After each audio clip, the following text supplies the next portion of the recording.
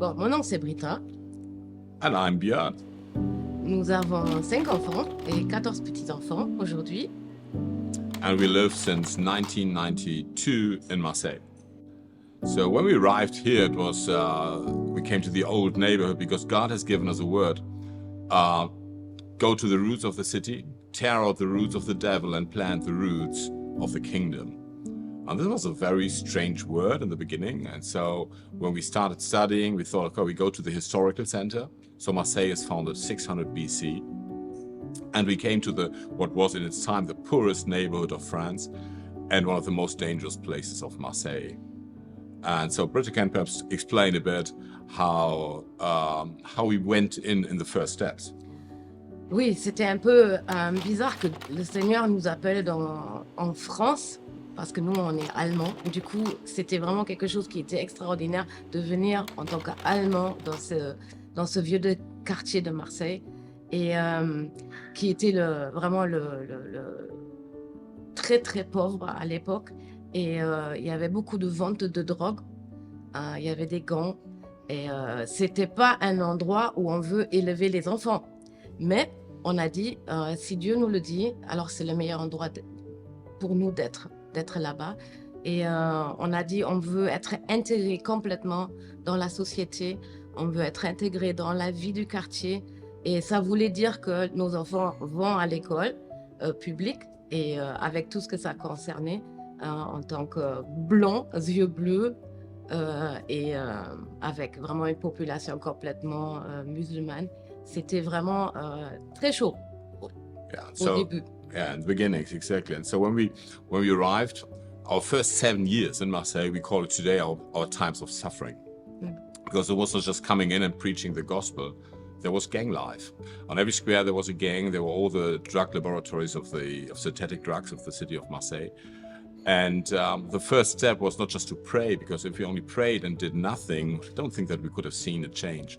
But it was a question of praying and confronting the spiritual realm somehow by behavior. And so we prayed, and God gave us 2 major words: is call sin, so one thing, and get the streets back to the ordinary people. So what we did is, whatever crime happened, and I have to say, in the first 7 years our house was robbed 15 times. They've burned our cars. I think we paid more money on tires which were just destroyed than on cars itself. Brita had the gun on her head. We got children sexually violated, and there was a lot of things just happened so that we will quit, that we will stop. And many Christians told us, you can't live in this neighborhood. Everyone said this.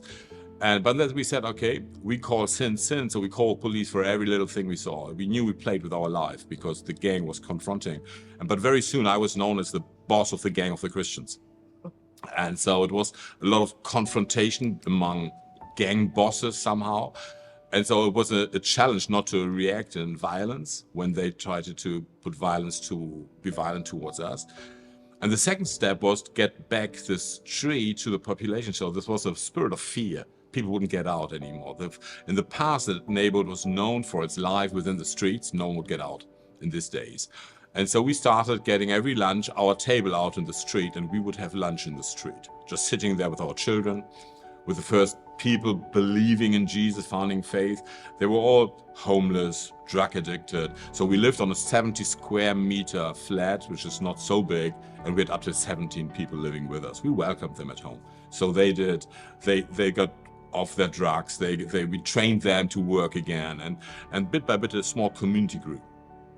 And then we started with some other people living in the neighborhood. We started a first neighborhood feast. Said, hey, let's make a party in the streets. Let's get out on the streets. And it happened that within 10 years, it became the biggest party in the city of Marseille, 80,000 people, concerts everywhere. And through all this, politics rediscovered the neighborhood, and they started reinvesting. And when you got today into our neighborhood, it's a marvelous place. It's a marvelous place. But after 7 years, something happened. Brita went out on the square and said something amazing. Yes. J'ai dit, vous pouvez faire ce que vous voulez, nous on va rester. So she just didn't say it like this. She was screaming. Yeah, you can do whatever you want. We will stay. And so several days later, I went to the bar where where the family of the organized crime were meeting. And I went there to the old man and said, listen, I'm a man of God. Whatever you're doing, we will stay, because God has called us here. But as a man of God, I would, and as a stranger in your neighborhood, I would like to know, how can we pray for you? There was a silence in the room. It felt like eternity for me. It was probably just 1 or 2 minutes, but I was just trembling in the inside. And then after this time, the oldest stood up, looked at me, and I have to say, up to this day, our first church try, I would say, was called Community on the Way. But then this oldest stood up and he looked at me and said, Mr. Lütke, we tell you one thing once for all. As from today on, you're not anymore a stranger, but you are our Église Protestante du Panier, EPP, which is the name of the church today. So the mafia gave us the name of the church we have today, and the mafia protected us. No one would touch us anymore. And these were the early beginnings. So 7 years of suffering, of survival. And after 7 years, we could really start doing the work.